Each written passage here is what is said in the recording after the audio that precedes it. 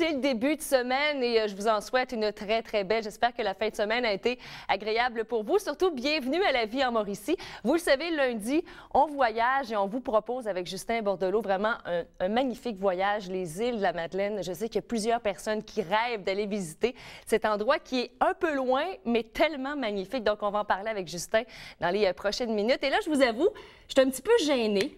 J'ai l'impression d'être un pichou aujourd'hui, puis je vais vous dire pourquoi. Un peu plus si je me mettais un sac brun sur la tête. Je suis en compagnie d'une Miss Canada qui est la 3e position, donc la 2e dauphine. C'est une fille de chez nous, Joanne Slager. Bonjour.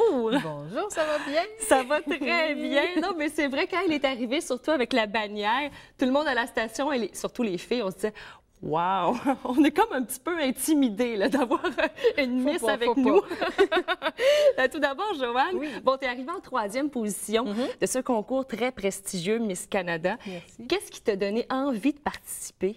Bien, il y a environ 2 ans de cela, j'ai eu l'occasion de rencontrer une jeune femme exceptionnelle qui s'appelait Sarah Théberge, qui était une Miss Teen Québec. Elle avait gagné le concours, qui est dans la même organisation que Miss Canada. Et elle m'avait dit, écoute, je le sais qu'on peut avoir des préjugés par rapport à ça, mais c'est tellement des concours agréables, puis cette personne-là rayonnait tellement. Il y a une phrase un jour que j'ai entendue qui dit « La lumière intérieure éclaire le visage ». Ouais. Et cette femme-là, tu sentais vraiment que son visage était éclairé de quelque chose de spécial. Alors, je me suis dit, ce concours-là ne choisit pas les femmes uniquement pour leur apparence, mais pour le petit quelque chose en plus. Et je me suis dit, pourquoi pas y participer? Elle m'a donné beaucoup confiance que je pouvais terminer peut-être dans les tops. Ben, c'est les tops. Écoute, les 3 premières, c'est quand même assez exceptionnel quand on regarde le nombre de participantes aussi. Oui, oui. Au départ, il y avait beaucoup de monde. Il y a eu différentes formes de sélection au travers du Québec, puis dans les autres provinces aussi, ce qui nous a amené au gala final où on était à peu près 16 filles sur la scène. Mais comment ça se passe au gala, justement? Parce que moi, je me dis, bon, on a toujours l'image de la Miss en bikini, puis qui veut arrêter la guerre, qui veut la paix dans le monde. Ben, moi, je pensais que peut-être, éventuellement, ça serait pas cliché, mais il y avait quelques clichés. Oui. Mais moi, j'ai trouvé juste ça drôle. J'étais sur la scène, puis je me suis dit, dans ma tête, soit originale, soit différente. Voyons donc, là, tout le monde qui parle des causes et de la paix dans le monde. Mais j'ai décidé de parler d'une chose que j'ai réellement fait. Donc, avant les fêtes, j'ai amassé des fonds auprès d'entreprises de la région, juste en utilisant mon titre, Joanne Slager, finaliste à Miss Canada, et ça a fonctionné. Souvent, les gens disent, bon, on a déjà donné sur Noël du pauvre, on en a déjà donné à d'autres. Mais eux, ils m'ont donné de l'argent, donc j'ai pu amasser des fonds et j'ai ramassé 200, pas 200, mais à peu près 37 bons de 200 $ d'épicerie que j'ai été remettre à des femmes monoparentales. Donc, j'ai décidé de parler de ça parce que, écoute, je me suis dit, je veux rencontrer ces femmes-là, puis ça me touchait sincèrement, la cause. C'est pas une cause qu'on connaît beaucoup. Oui. Mais les femmes monoparentales ont besoin d'aide souvent et juste de leur amener un bon Noël, ça me rendait très heureuse. Bien, c'est une façon aussi parce que souvent, les filles qui participent à tous ces concours de Miss, c'est beaucoup pour des causes aussi. Vous représentez des causes et vous vous impliquez aussi dans la communauté. C'est une autre façon de voir aussi ce genre de concours. Bien, comme je te dis, moi, j'ai réalisé que le fait d'avoir ce titre-là, les gens embarquent et veulent donner. Donc, je me suis dit, bien, je vais m'en servir parce que si je peux redonner, je vais le faire. Donc, tu es arrivée 3e. Oui. Et les projets, ça déboule pour toi parce qu'il faut dire qu'avant, Miss Canada, elle était pâtissière. Bon, tu l'es encore, mais pour ton chum, c'est ce que tu me disais. Elle est chanceux. Je le fais à la maison beaucoup plus. Et également pour me préparer, parce que j'ai une productrice que j'ai contactée un peu avant le gala, je dirais au mois de septembre. Cette productrice-là, elle est de Vélocité Internationale.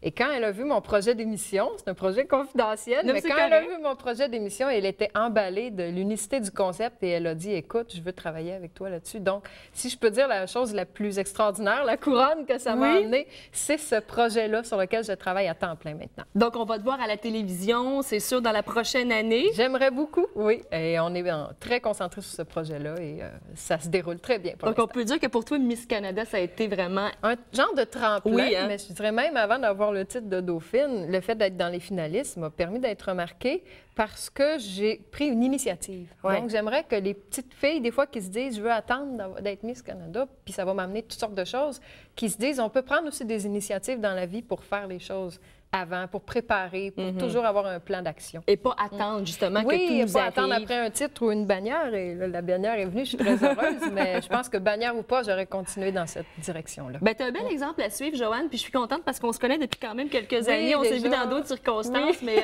tu as un beau chemin parcouru, une belle inspiration. Je te souhaite le meilleur pour l'avenir. Qui sait, peut-être un Merci, jour, on va Catherine. travailler ensemble à la télévision. Pourquoi pas? Ça serait tellement agréable. Il va falloir que j'arrange mon On fait un look. beau duo.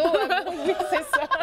Hey, merci beaucoup. Puis on peut la suivre sur Facebook si vous voulez avoir des nouvelles de Joanne Slager. Merci beaucoup, ma chère. À la prochaine. Et au retour, nous, on s'en Merci va à toi. voir les îles de la Madeleine avec le beau Justin Bordelot. Bon, il n'est pas Miss, là, mais quand même.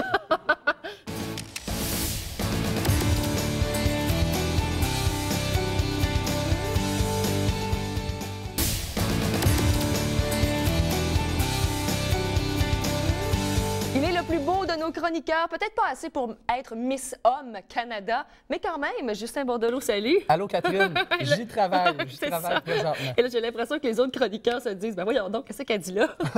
C'est hors concours, il n'y aura C'est pas ça. de chicane. Ben là-dessus. non, c'est correct. Justin, tu nous parles d'une belle destination et j'ai l'impression qu'au Québec, on a vraiment un attachement pour les îles de la Madeleine. Oui, quel beau peuple insulaire. Les îles de la Madeleine, c'est coloré. Les îles de la Madeleine, c'est un petit peu bande à part, si Oui, je peux dire. ouais. Il y a du dépaysement, il y a vraiment une autre mentalité, une autre gastronomie, une autre parlure, parce que c'est vraiment un parler différent. Et c'est une façon de vivre qui est différente aussi par rapport à la culture, parce qu'évidemment, ils sont isolés.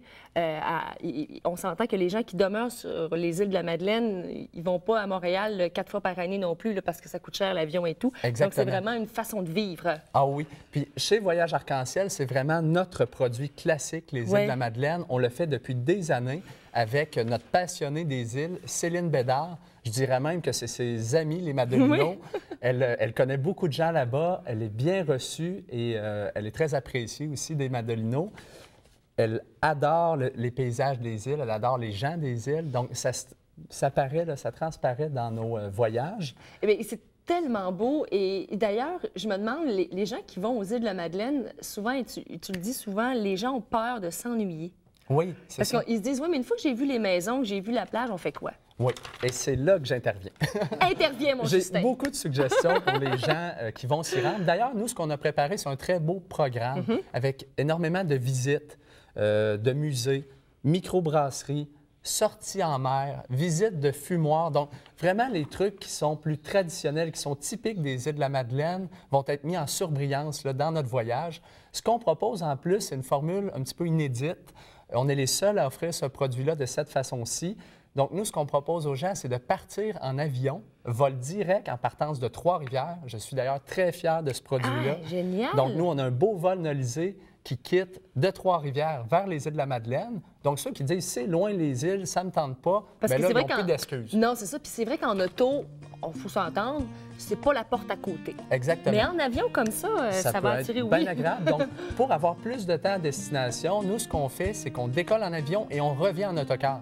Donc, le trajet paraît beaucoup moins long. Oui. On a des exclusivités, tous les repas sont inclus et en plus, on s'y rend à la plus belle période de l'été madelinois.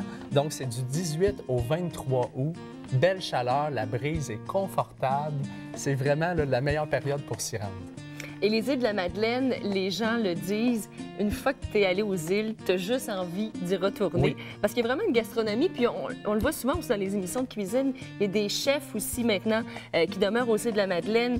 Tu en as parlé, des microbrasseries, il Oui, y a à des l'abri de la produits tempête. typiquement de là-bas aussi. Et ça ajoute. Et on voit les images aussi, tout ce qu'on peut faire. On s'ennuie pas pendant une semaine. là. Ah oui. Même les amateurs de sport, là, ils trouvent leur compte avec le vélo. Le kite surfing devient de plus en plus en mode. Ça, c'est la planche cerf-volant, là, qu'on pourrait dire en français. Tout ça. Fait qu'il y en a vraiment pour tous les goûts. Et ce qui est bien, c'est qu'on a inclus aussi la possibilité d'un souper de homard pour les gens qui aiment les fruits de mer. Monum. Donc, c'est vraiment une expérience complète, tant au niveau de la rencontre avec les gens, la gastronomie, les paysages. On visite quelques musées. L'essentiel est là. C'est un programme de 6 jours et c'est selon moi la meilleure façon là, de découvrir les îles de la Madeleine. Et là, moi, je tiens à vous rassurer, vous allez vous reposer aussi. Parce que ça en fait partie. On parle beaucoup oui. d'activités, mais vous pouvez vous reposer et tout. Oui, il y a du temps libre de C'est ça. prévu et les gens pourront en profiter là, pour aller se balader, marcher sur la plage, aller se tremper les pieds dans l'eau, pourquoi pas. Et je trouvais ça le fun. J'ai voulu parler tout de suite de ce programme-là parce que là, il y a présentement un film québécois Oui. qui est lancé, je crois même depuis la fin de semaine dernière. Et c'est La peur de l'eau. Donc, ça se passe aux îles de la Madeleine. Fait que je me suis dit, je vais profiter de cet engouement-là pour parler, lancer l'idée là, d'un beau voyage aux îles. Alors, c'est au mois d'août, mais on peut déjà réserver, appeler à l'agence pour avoir plus d'informations. Et j'ai l'impression que ça va se booker assez vite, hein, parce que c'est pas illimité non plus comme place. Exactement. Donc, les sièges au niveau du vol sont prédéterminés. Puis aussi, on a un seul espace autocar là, pour le retour. Et Justin, bon, on est en plein dans la période complètement folle des voyages dans le Sud, des voyages en Europe aussi. Est-ce que, à ce temps-ci de l'année, les voyages dans le Sud, est-ce que c'est une bonne période ou c'est vraiment c'est un petit peu plus élevé là, en termes de prix? Parce qu'on parle de semaine de relâche aussi pour le mois fin février, début mars. C'est ça, c'est une très belle période pour voyager au niveau du climat et tout ça. On est en saison sèche dans les Caraïbes, donc c'est l'idéal. Par exemple, au niveau des coûts, plus qu'on s'approche de la fin février et du début mars, c'est certain que ça monte un petit peu dans les tarifs. J'ai encore vu des bons spéciaux pour la mi-février ou quand on retombe mi-mars aussi, il n'y a pas de problème.